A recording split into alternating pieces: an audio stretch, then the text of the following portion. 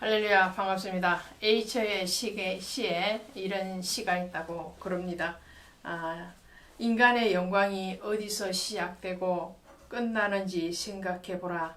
나의 영광은 훌륭한 친구들을 가진 데 있었다 라는 말이 있다고 해요.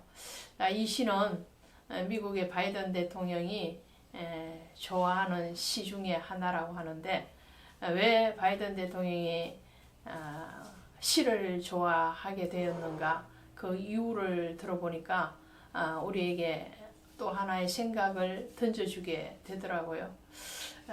바이든 대통령은 어려서부터 말을 많이 더듬었다고 그래요. 그래서 말더듬이를 교정하기 위해서 스스로 거울 앞에서 말을 하는 연습을 끊임없이 하셨다고 합니다. 네, 그 연습을 하는 중에 좋은 방법이 시를 높게 느리게 암송을 하는 그런 방법을 택했다고 합니다. 그래서 그 중에서도 아일랜드 출신이시기 때문에 아일랜드 작가의 시를 많이 즐겨 암송을 하셨다고 합니다. 그분이 지금 미국의 대통령이 되셨고, 그 대통령께서 2박 3일간 한국을 방문하셔서 정상회담을 갖고 일본으로 출국을 했죠. 자, 우리의 어떤 한계점, 그 한계점에 도전하는 때에 얼마만큼 자신의 의지뿐만 아니라 하나님 앞에 우리의 생각을 내려놓고 그분의 도우심을 구하는 것, 그것을 한 번 더 깨닫게 되죠. 자, 오늘 에레미야서 2장에 가시면 사람의 한계, 말더듬이일 수도 있고 안전뱅이일 수도 있고, 그보다도 더 근본적인 것은 영적으로 하나님을 배신하는 그런 죄 가운데 있는 유약한 인간의 모습을 또 한번 보게 되죠. 그럴 때에 우리의 영광이 어디에 있는 건가 생각하여 보라 할 때에, 그 영광은 좋은 친구를 두는 데에서 있었다라는 거예요. 그 좋은 친구가 누군가요? 바로 예수 그리스도시기죠. 예수 그리스도께서 우리의 친구가 되어 주셔서 우리를 안전뱅이 자리에서 다시 일으켜 세워 주시고, 눈먼 자의 그 자리에 있는 우리를 이끄셔서 빛 가운데로 인도하시는 그 주님을 만나게 된다는 거죠. 자, 에레미야서 2장에 가시면 이렇게 주님은 다시 권면을 하시는 것을 봐요. 2절부터 보시면, 내가 너를 위하여 내 청년 때의 인애와 내 신혼 때의 사랑을 기억하노니 곧 씨 뿌리지 못하는 땅 그 광야에서 나를 따랐음이니라. 이스라엘이 범죄를 하잖아요. 하나님을 배신하고 그 하나님의 사랑을 거역하고, 그러하고 있음에도 불구하고 정말 하나님은 그 이스라엘을 버리지 아니하시고 유다를 버리지 아니하시고, 그들이 출애굽할 때에 하나님을 따라 나왔던 것들을 기억하신다는 거죠. 이 청년의 때 신혼 때의 사랑이라는 것은 바로 출애굽할 때의 이스라엘 백성의 상태를 하나님이 말씀을 하시는 거예요. 너희들이 출애굽하라는 하나님의 명령에 대해서 순종하고 광야의 길을 씨 뿌리지 못하는 그 땅에서도 하나님의 인도하심, 불기둥과 구름기둥의 그 인도하심에 따라 나왔음에 대해서 하나님 고맙게 여기시고 그것을 기억하시다라는 거예요. 그러면서 하나님 다시 한번 말씀하십니다. 이스라엘은 여호와를 위한 성물 곧 그의 소산 중 첫 열매이다. 이스라엘, 너희가 나에게 하나님에게 어떤 존재인가 라고 할 때 너희는 성물이다. 그리고 첫 열매다 이렇게 말. 성물이라는 언어는요, 코데시라는 말인데, 이것은 거룩하게 하다, 성결하게 하다, 구별하다 이런 뜻이에요. 똑같은 의자라도 세상에 쓰여지면, 술집에서 쓰여지면 성물이 되지 않는 거죠. 그러나 그 의자가 교회 안에 들어오면은 성물이 되는 거예요. 거룩하게 구별되고 또 하나님 앞에 드려짐의 물건이 되는 거죠. 유다 백성들이, 이스라엘 백성들이 애굽 땅에 있을 때 하나님이 그들을 성물로 구별하셔서 가나안 땅으로 옮기셨어요. 광야를 지나서 가나안 땅에 옮기시면서 그들에게 하나님의 거룩을 부여하셨다는 거예요. 내가 거룩하니 너희도 거룩하라 라고 말씀하세요.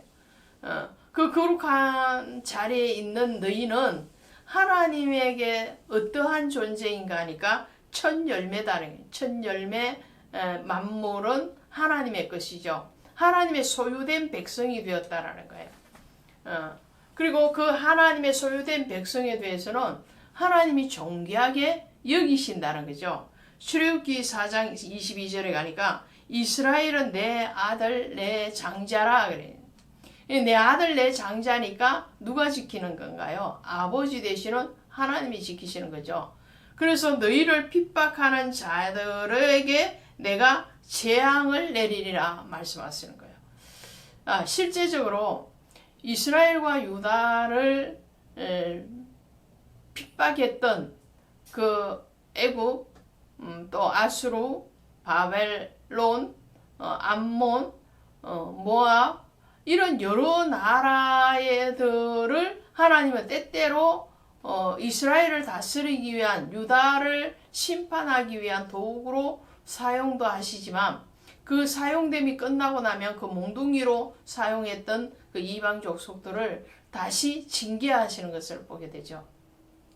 하나님의 첫 열매, 만물, 맏자식, 장자가 된 그 이스라엘에 대해서 돌아오라고 말씀을 하시는 거예요.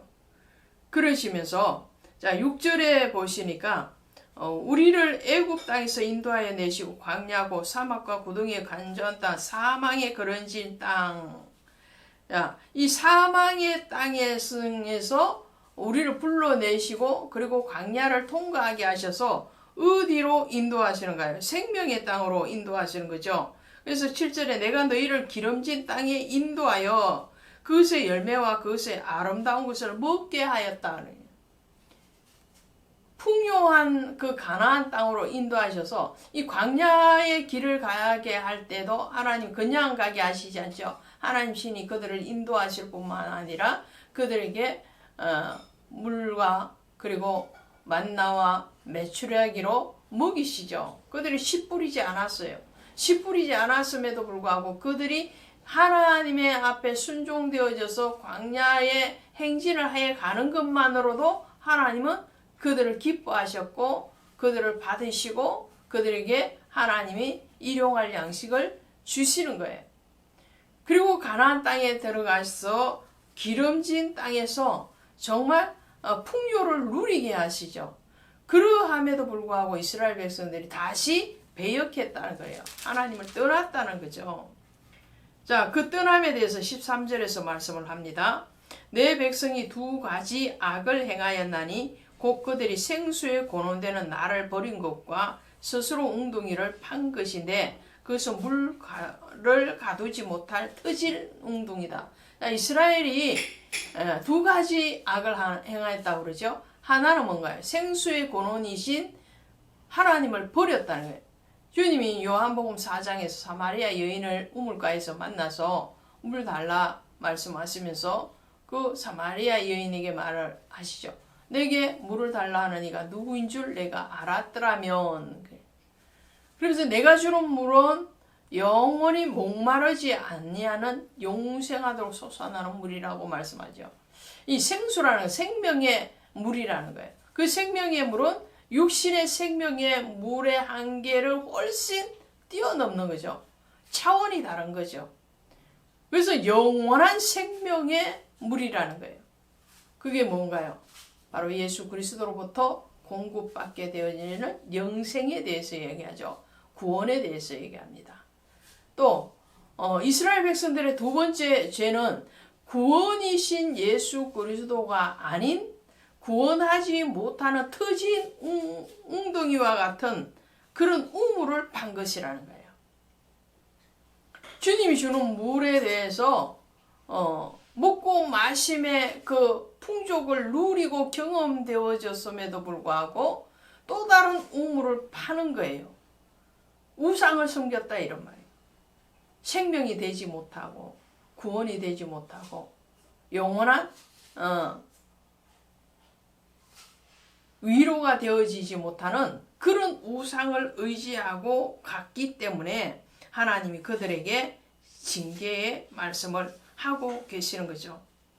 자, 그래서 19절에 이렇게 말합니다. 내 악이 너를 징계하였고 내 반역이 너를 책망할 것이라.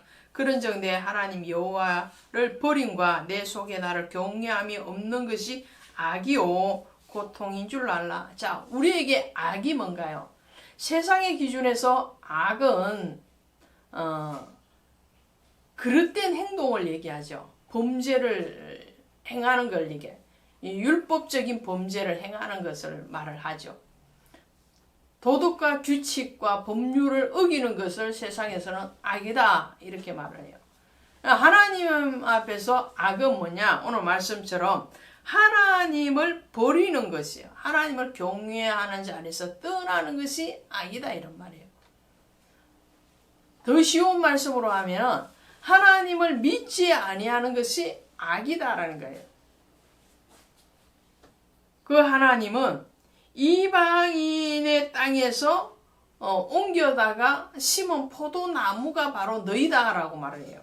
그것이 21절이에요. 내가 너를 순전한 참 종자 곧 귀한 포도나무로 심었거늘 내게 대하여 이방 포도나무의 악한 가지가 됨이 어쩌민가. 이사야서 5장에 보시면 포도나무 비유를 하고 계시죠. 극상품 포도나무를 갖다 심으시고 모든 조건을 완비시켜 줬어요. 그런데 그 극상품 포도나무에서 극상품 열매를 기대했는데 들포도 열매를 맺었도다 라고 말해요. 애굽에서 옮겨다 심은 그 포도나무는 바로 이스라엘을 얘기하죠. 유다 백성들을 얘기합니다. 그런데 애굽에서 옮겨서 가나안 땅에 심어뒀는데 그 가나안 땅에서는 옥토의 땅이니까 좋은 열매를 기대하고 있죠. 나무도 하나님이 심으시고 땅도 하나님이 관리하셨으니까 좋은 열매를 맺어야 되는데 이들이 어떻게 해요? 물 아닌 물을 찾아가고 은혜 아닌 은혜를 찾아갔을 때에 그들은 이방의 들포도 열매를 맺었다라는 거예요. 자, 그 다음에 22절에 한 절 더 보시면 이렇게 되어 있어요. 내가 잿물로 스스로 씻으며 내가 많은 비누를 쓸지라도 내 죄악이 내 앞에 그대로 있으니라. 이 말씀은 무슨 말인가요? 너의 율법적인 행위로는 너의 죄에 대해서 씻음을 받을 수가 없다라는 근본적인 해결이 안 된다. 율법의 제사가 근본적으로 죄를 없이 할 수 없었던 것 같이 우리의 행위로는 하나님을 의롭다 할 수가 없다라는 거예요. 그럼 뭘로 우리를 의롭다고 그 죄의 영원한 대속이 이루어질 수 있겠느냐라는 거죠. 계시록 7장 14절에 가니까 천국의 그 환상이 열리면서 사도 요한에게 보여지는 장면이 흰 옷을 입은 무리들이 나오죠. 그때 이 무리는 어찌됨인가 라는 질문에 대해서 이렇게 말합니다. 이는 큰 환란에서 나오는 자들인데 어린 양의 피에 그 옷을 씻어 희게 되었느니라. 큰 환란, 어떤 환란? 세상에서의 어떤 신앙의 삶에서 오는 환란을 얘기하죠. 예수 믿음으로 인해서 받는 그 박해에서 이제 구원받아서 나오는 무리들인데 그 무리들이 흰 옷을 입었는데 그 흰 옷은 어디에서 유래가 되었느냐 하니까 어린 양의 피에 씻어서 흰 옷이 됐다. 그 흰 옷은 성도들의 옳은 행실이라. 그 옳은 행실은 율법적인 옳은 행실이 아니라는 거예요. 그것은 바로 예수의 보혈로 씻음받는 그는 근본적으로 해결되어지는 죄에 대해서 대속함이 이루어지고 구원이 이루어진 그 상태에 대해서 말씀을 하죠. 처녀는 뭘 기억을 해야 되느냐? 32절에 처녀가 어찌 그의 폐물을 입겠느냐? 신부가 어찌 그의 예복을 입겠느냐? 오직 내 백성은 나를 잊었나니 이렇게 말씀을 해요. 여기서 처녀는 누구를 얘기하는 거예요? 처녀는 이스라엘 백성들을 얘기해요. 폐물을 잊었대요. 그 폐물은 뭔가요? 폐물은 바로 예수 그리스도를요. 하나님의 은혜, 하나님의 구원하심에 대해서 잊었다는 거예요. 하나님이 그들의 하나님이 되고 그들은 그의 백성이 됨에 대해서 관계의 언약에 대해서 잊었다는 거예요. 이 여기서 처녀는 결혼할 정혼을 앞둔 처녀를 얘기해요. 정혼을 하고 결혼을 하기 위해서는 결혼의 폐물, 이 폐물은 누가 준 거예요? 신랑이 주는 거죠, 신랑. 창세기 38장에 가면 유다와 다말의 사건이 일어나죠. 유다가 다말과 동침을 하고 그 증표로 뭘 줬냐면은 도장과 끈과 지팡이를 주죠. 다말이 간음한 여자로 오인되어서 돌에 맞아 죽을 위기에 처했을 때 다말은 무엇을 끄집어내느냐면 시아버지의 증표를 끄집어냅니다. 그 증표를 보고 유다는 내가 나보다 옳았도다 라고 말을 하죠. 마태복음 22장에도 가면 혼인잔치에 청함받은 사람들 중에서 예복을 입지 아니하고 들어와서 그 혼인잔치에서 내어 쫓김을 당하는 사람들이 있죠.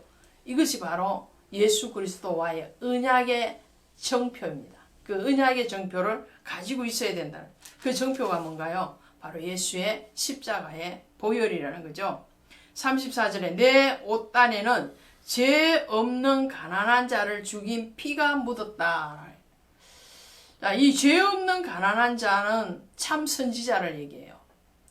그러니까 가인과 아벨의 사건이요. 또 이세벨과 나봇의 포도원 사건이죠. 사단을 상징하고 죄를 상징하는 이 가인과 이세벨은 참 선지자요 참 예배자였던 이 아벨과 나봇을 죽이죠. 억울한 피를 흘리게 하죠. 그 억울한 피를 흘린 참 선지자 되시는 예수 그리스도. 우리가 죄를 지었는다는 것은 예수 그리스도의 피의 공로를 헛되이 여김을 받을 뿐만 아니라 또 한 번 더 예수님을 십자가에 못 박는 것 같은 그런 참혹한 일들이라는 것을 말씀합니다. 그 죄는 무엇이라고요? 율법적인 죄가 아닌 예수 그리스도의 은혜를 망각하고 떠나는 겁니다. 그리고 그 죄 은혜를 헛되이 여기는 것이 바로 죄라는 거죠. 오늘 그리스도 예수로 옷 입기를 원합니다. 고맙습니다.